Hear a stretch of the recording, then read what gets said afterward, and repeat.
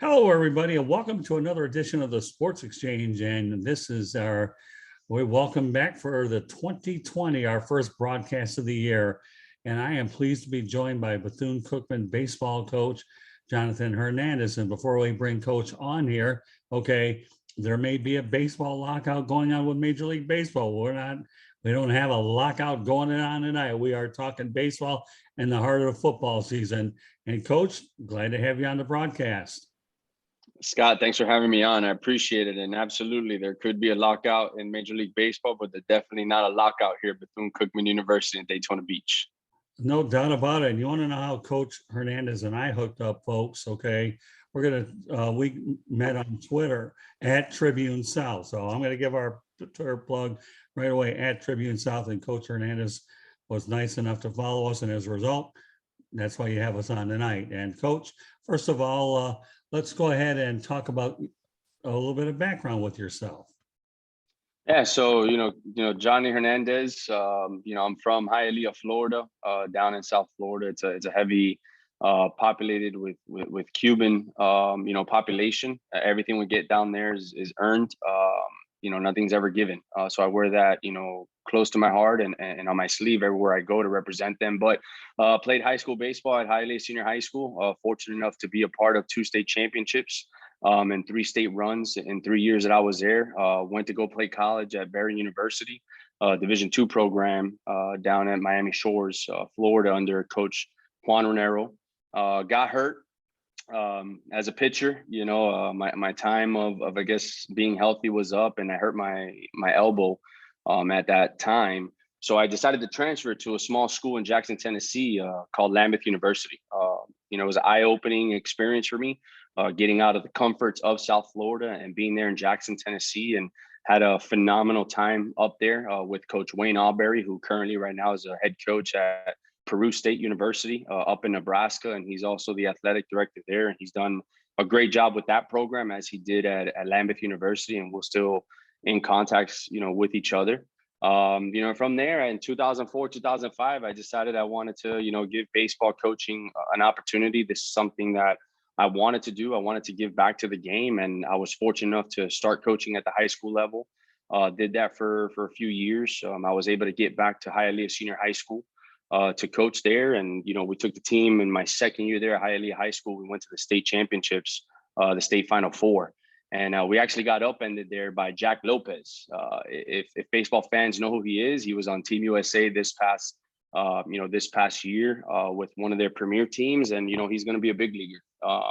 So did that, and doors opened up. Worked with USA Baseball. Worked as a scout for USA Baseball, identifying talent for their 15 and under, 14 and under baseball teams to compete internationally to represent the red, white, and blue.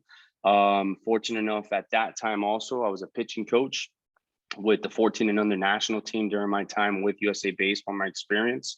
From that opened up the door to become a head baseball coach at a junior college at ASA Miami. It was a great experience. Was there for 4 or 5 years, started the program from the ground up.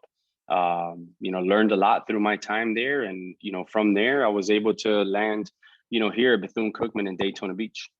Yeah, let's talk about Bethune-Cookman, Coach. Okay. How did you get the job at Bethune-Cookman? Did you have anybody that gave you a referral and put in a good word for you? Yeah, just went through the process, right? Coach Melendez, who was a Bethune-Cookman Hall of Famer here at Bethune-Cookman, who's currently the head coach at FIU. We spent some time together working with USA Baseball, identifying talent, for kids to have an opportunity to wear the red, white, and blue across their chest. And that relationship flourished into a friendship, man. And, when the opportunity came for, Bethune-Cookman to look for a head coach, I asked Coach Melendez if there's an opportunity there and what it meant and what it will mean to become the head coach of Bethune-Cookman. And I submitted my information, and then was contacted by the athletic director at the time, Mr. Lynn Thompson, and his sidekick was Brian Harvey.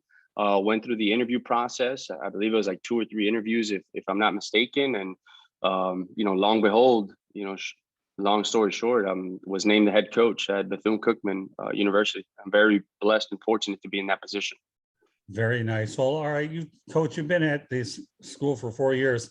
Let's talk about some of the challenges that you've faced so far. There's challenges everywhere you go, whether that's coaching high school, coaching junior college, or even at the 4-year level, there's always challenges that, it's going to present itself. But for me personally, being here for 4 years, I mean, we all know that COVID impacted everybody in 2020. It cut our season short. And I think that was going to be a good year for our program with the recruiting class that we brought in at the time.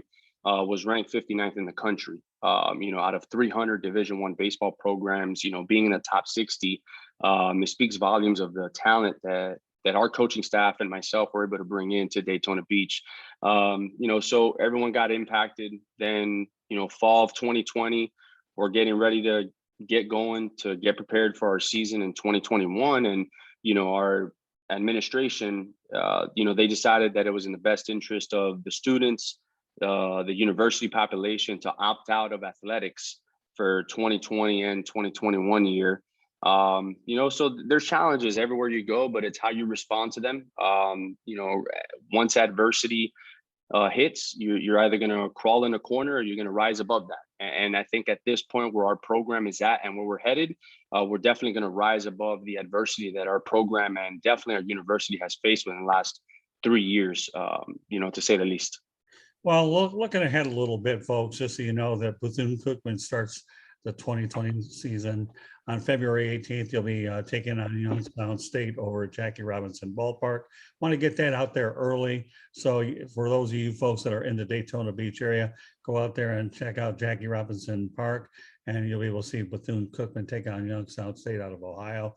Once again, that date, February 18th, 2022. Want to get that in early. With that said, okay, I'm not going to ask you a question. I'm going to give you a compliment this time. Okay. You came out with some facts earlier where I'm impressed about the fall team GPA that you guys have collectively with a 3.24 grade point average. You want to talk about student athlete, folks, this is it. But it gets deeper than this, okay? These are some impressive numbers. You've had 6 consecutive semesters of 3.0 or better, 6 players with a 4.0 grade point average, 7 players with a 3.5 to 3.99 grade point average, and 11 players with a 3 to 3.49 grade point average. Coach, that everybody realizes that the odds of getting to the big leagues are long anyhow. But when we talk about a student athlete, these grade point averages are extremely impressive. Absolutely. It comes down to, ownership and accountability. We all know that baseball is going to come to an end at some point. We don't know whether that is after college. If, any of our baseball players or anyone in the country has an opportunity to go into professional baseball, the odds of making a Major League Baseball team and sustaining your career at the big league level, it's a lot. And not a lot of people get to do that. I think you wouldn't be able to fill Major League Stadium with the all-time players that have reached the major leagues. So for us, it's putting everything in perspective, and it's at some point all of our baseball players are student athletes, so to say. They're going to be fathers, they're going to be husbands, they're going to be role models in their own community. So we all know that baseball is going to come to an end, but the one thing that can't be taken away is that degree they have up on the wall. I myself, I'm going through the master's program at Bethune Cookman. And it gives an opportunity for me to be in the trenches with our players.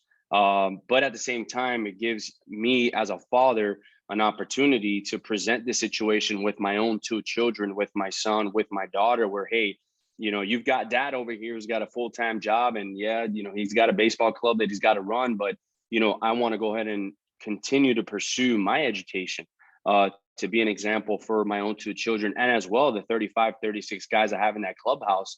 I'm a role model to them.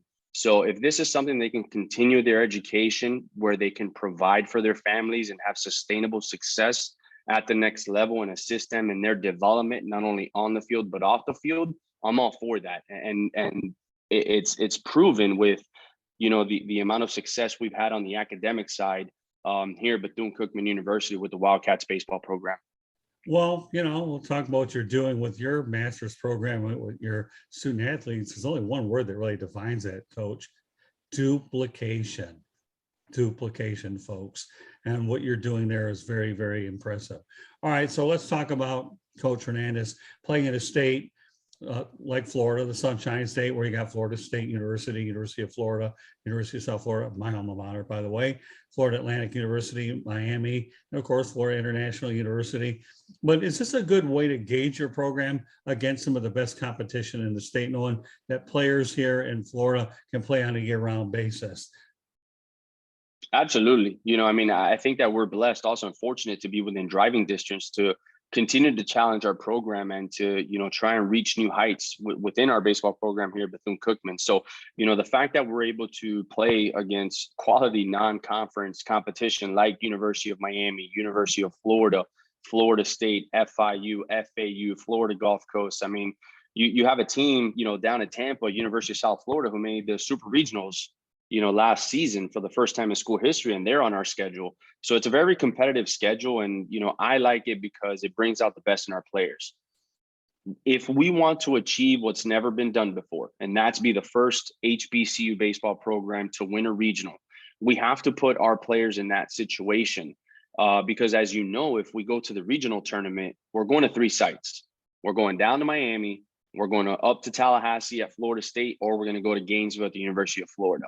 It's tough, but if we put our players in that position and we continuously push our players to be the best versions of themselves day in and day out, everything will take care of itself. And it's like we know, right? In order, you want to be comfortable in an uncomfortable setting.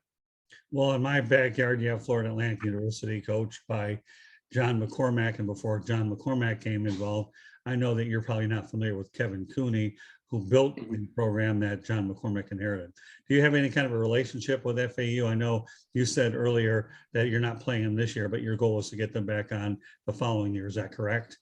Yeah, our goal is to play every in-state opponent that we can, as long as the schedule matches up to not only Bethune Cookman, but our opponents as well and other institutions. But, Coach McCormack is a great person. I've had the pleasure of meeting him and speaking to him, whether it's on the recruiting trail or some of the several USA baseball events. And one of our Wildcat alumni is actually working under Coach McCormack right now as serving as a director of baseball operations. So great person, great human being, and he's just a pleasure to be around. And, every opportunity I can to speak with him, I make sure I go out of my way and do so.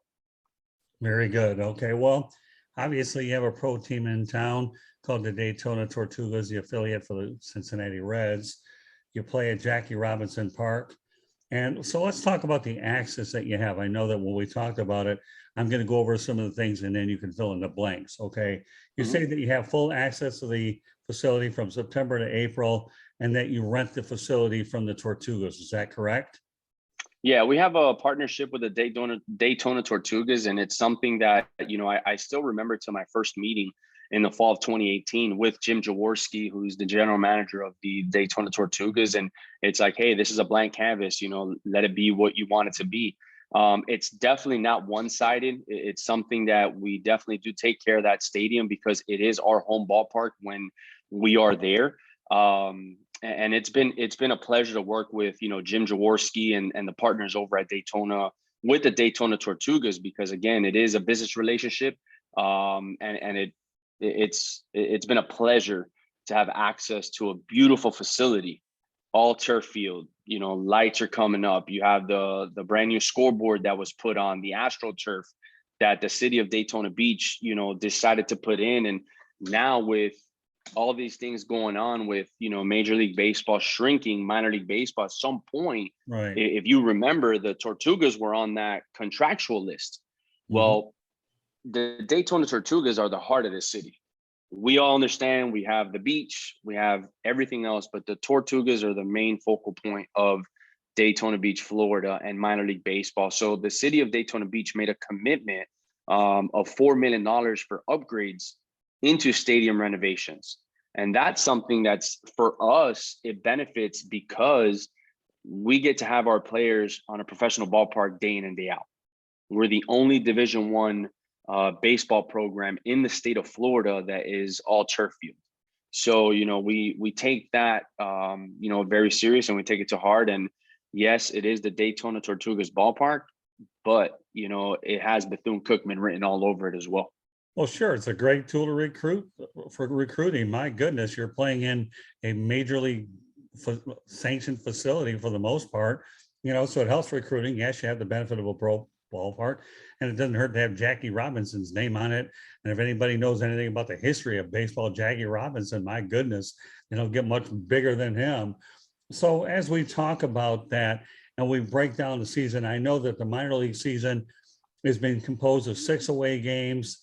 Okay, and then of course you're able to slide into the away games slot due to the scheduling. So it's really neat the way they incorporated that type of scheduling this year. Now I want to preface what you also said, that the Daytona Tortugas were spared, and the Charlotte Stone Crabs, formerly of the Tampa Bay Rays, were the ones that were out there. And I know that Bob Fragole Jr., who's part owner of that team, had a lot to do with it, along with Jim Jaworski.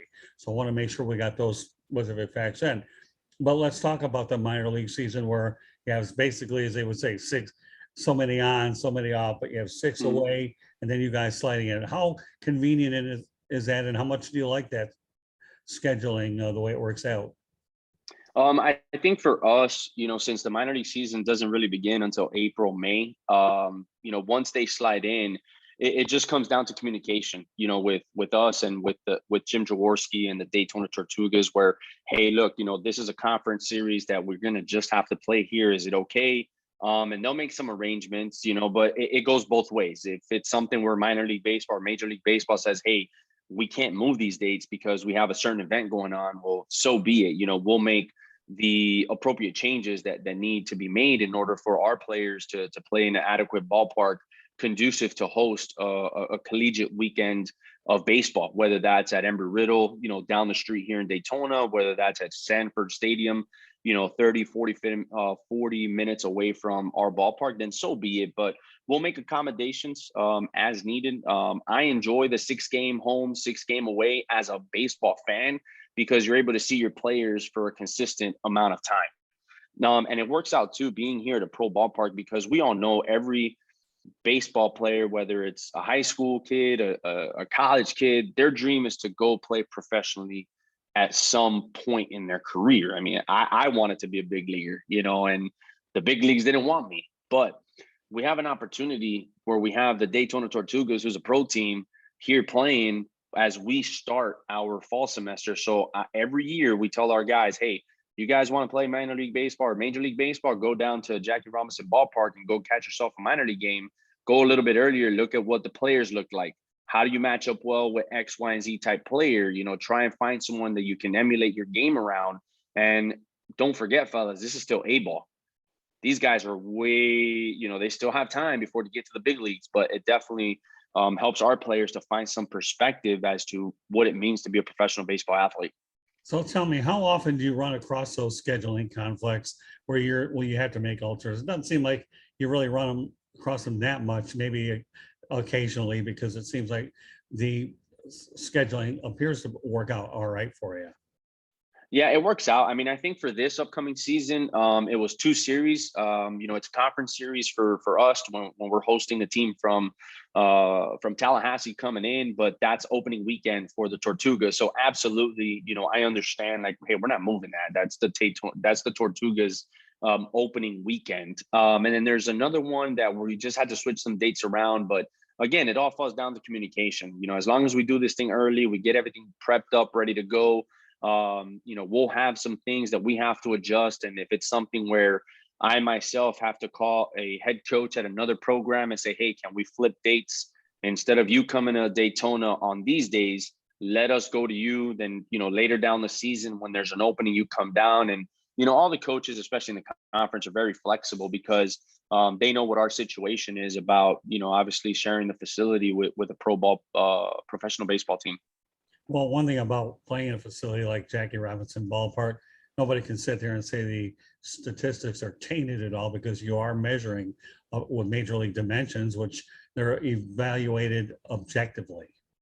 Absolutely, no doubt. And that's the benefit that we have, being there at Jackie Robinson Ballpark is, everything is, kind of scaled objectively. And, we put our guys in that situation day in and day out. where if they do get an opportunity to play pro ball and, they come back to Daytona now, they were once a part of that field as a Bethune Cookman baseball player. And now they're coming back to Jackie Robinson Ballpark as a professional baseball player. Let's talk about historic Black College. I know that during this winter here, you probably had to benefit a little bit by Jackson State's football success with Deion Sanders proving that you could win at a historic Black college. I know that there's a lot of name, image, and likeness money, which we could probably get on a different show. So it just goes to show you that whether you're a historic Black college or you're not, that these schools are pretty good. Don't sell them short. And I gotta believe that the situation with Deion Sanders only makes your job a little bit easier, doesn't it? To a certain extent it does, because he definitely did, put the spotlight on HBCUs. And I think that there's a lot of coaches that have been fighting for that, and prime time, comes on and, listen, he's a Hall of Famer. He's done incredible things, not only on the football side, but on the baseball side. But, just the fact that he was able to bring that light and shine that light, not just on Jackson State, but on HBCUs across the country, it's huge, for each and every one of us that's involved. And yes, he's at Jackson State, we get it, but we can't take away the message that he's been trying to tell everybody is like, hey, you don't have to go to a Power 5 to succeed. You don't have to go to a Power 5 to X, Y, and Z to get drafted. I mean, even in our own program, we've had over 50 baseball players that have been drafted by professional organizations at Bethune-Cookman University. Most recently in 2019, we had an 11th rounder go to the Miami Marlins, Anthony Maldonado, who was a right-handed pitcher who spent some time in AA. Demetrius Sims in 2017, shortstop, was drafted by the Miami Marlins. Joseph Fernando, he's with the Atlanta Braves. I mean, there's names that we can go on and on and on, not just at Bethune-Cookman, but all HBCUs, across the stage, whether it's football, whether it's basketball, whether it's baseball, any sport that you have the ability to do what you need to do, you're going to be sought out, you're going to be found. So the fact that, Coach Deion Sanders went ahead and shined that light on HBCUs, I think it was very important, especially during the climate of our times. And it's great, that he's been able to provide that for not only Jackson State, but HBCUs across all different levels across the country. Well, sure. He's a big name pioneer trying to promote that level of competition. More power to Deion Sanders. I mean, absolutely. He played baseball real well, with the Cincinnati Reds. He was a pretty good baseball player and an even better football player. So as we talk about Bethune-Cookman, I want to educate our audience a little bit that you guys have had 19 championships in 22 years, which is pretty impressive in its own right. So with that said, Coach, okay, let's talk about your recruiting a little bit. Where do you find these ball players? What's your recruiting base? I'm from South Florida, so we definitely have a stronghold in South Florida. We have a stronghold in Puerto Rico. With COVID, with us opting out of the 2021 season, it definitely opened up the avenue for us to attack different parts of the country. We've had players here from Arizona, out west. Our former pitching coach was from Nogales, Arizona. He's currently now the pitching coach at New Mexico State University. So he brought the West Coast flavor down here to the East Coast. And we just, listen, any player that is going to give us the opportunity to win ball games, that's going to fit our system and what we want to accomplish, but at the same time can hold themselves accountable to the off the field responsibilities of being a student first, athlete second, being on time, and doing what they need to do to represent not only the Bethune-Cookman Wildcats baseball program, but representing their families when they're away and here in Florida. As long as we find those kids, we're going to be okay. But we're not scared to recruit nationally. We have players from all over, the country. But yeah, South Florida, is a stronghold for us just because, I coached high school there. I coached junior college there. I served as, the relationships we have in South Florida, but, anywhere, Georgia, North Carolina, South Carolina, Virginia, it don't matter. If it's a player that is identified through the recruiting process, that's going to be able to help us win ball games, but at the same time, not lose fact that, hey, you're a student first. We want to be able to develop, yes, on the field, but off the field as well.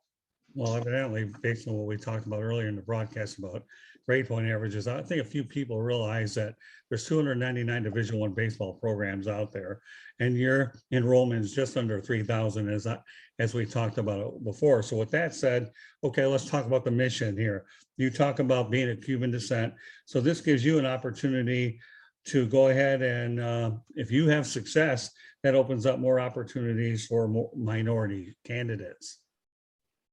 Yeah, absolutely. And not just, Latin candidates, but African-American candidates, I wear that, honestly, it holds true to my heart. I want to be able to pave the way for somebody, to come in and, hey, if Johnny, Hernandez was able to do it there, then let's give this guy a shot. Let's give that guy a shot. We have to be able to do that to provide opportunities, for minorities to get into the college game and continue to find sustainable success, to warrant that opportunity and to do that.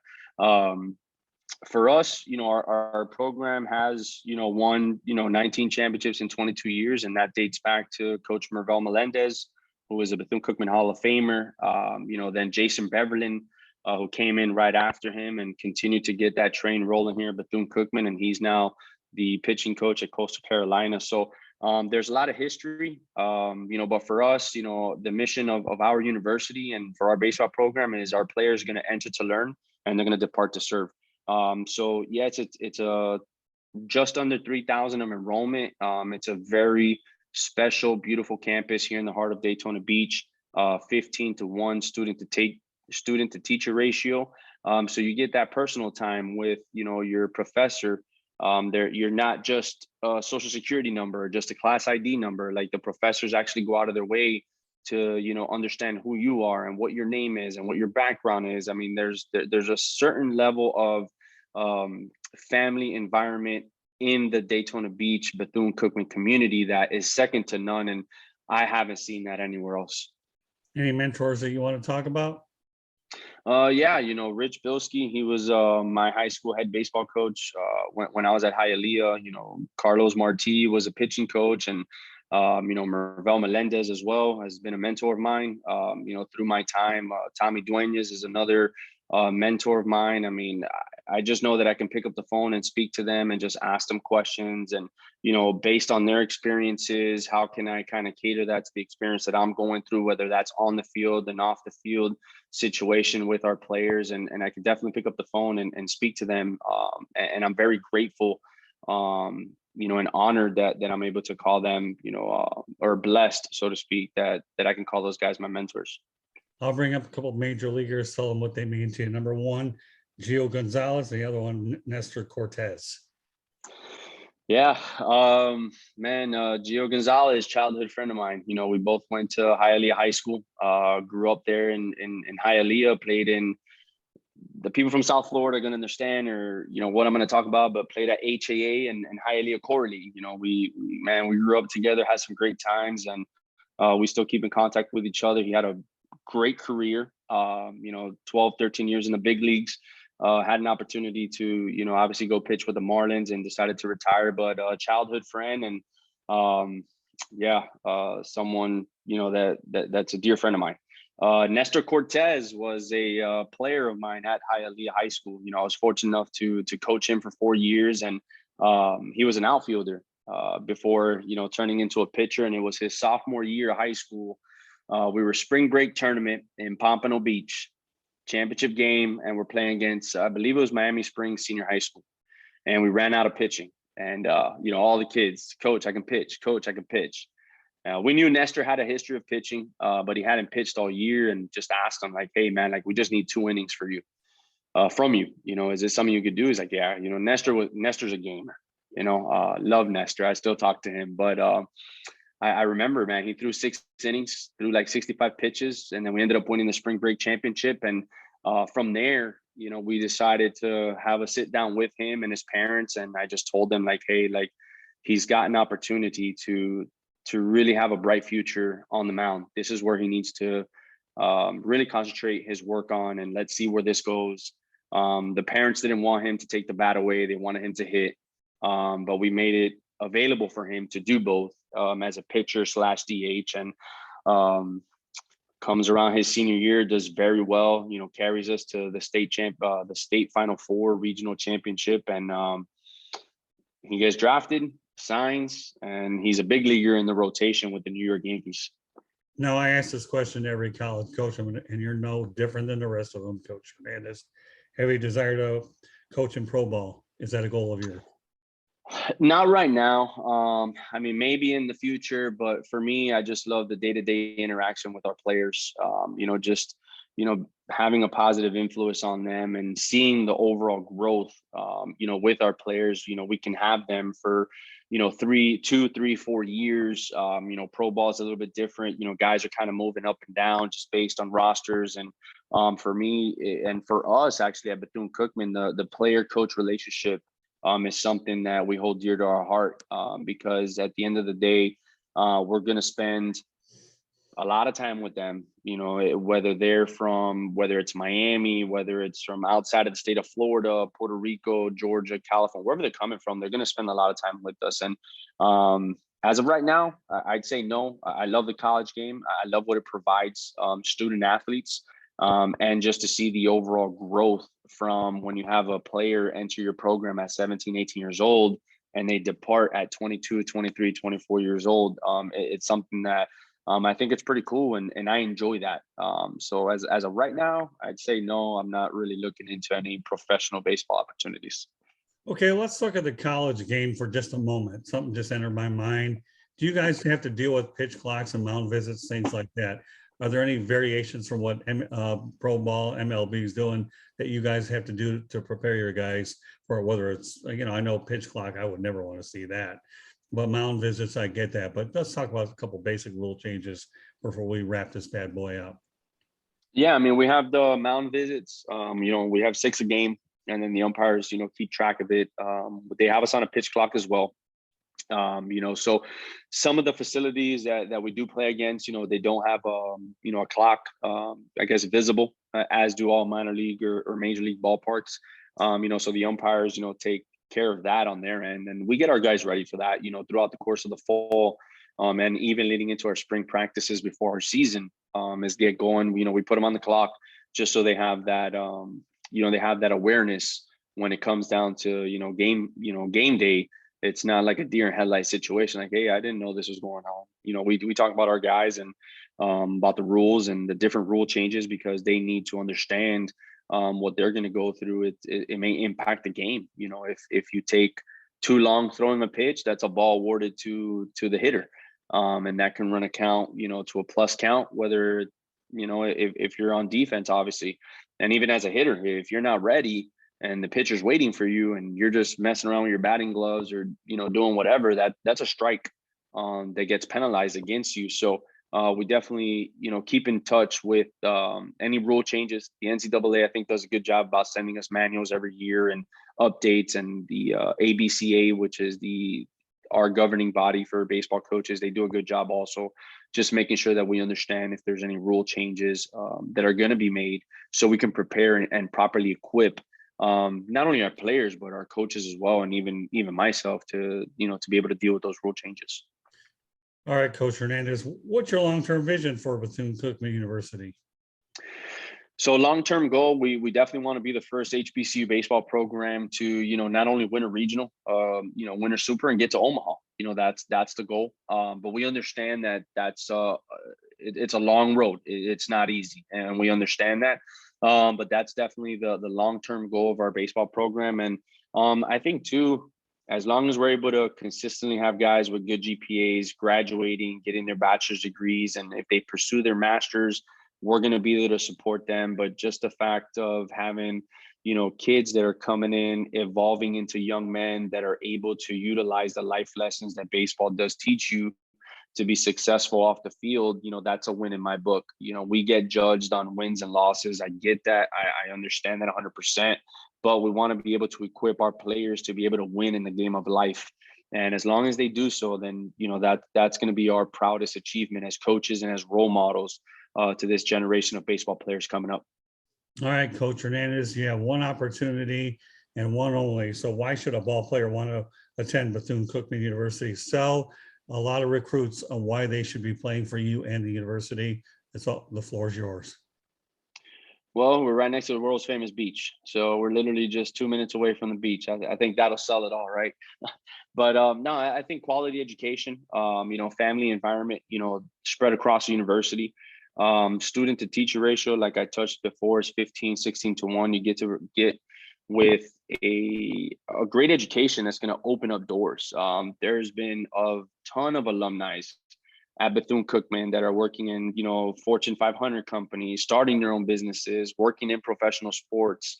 They're just all over the country. Like the Wildcats are all over the U.S.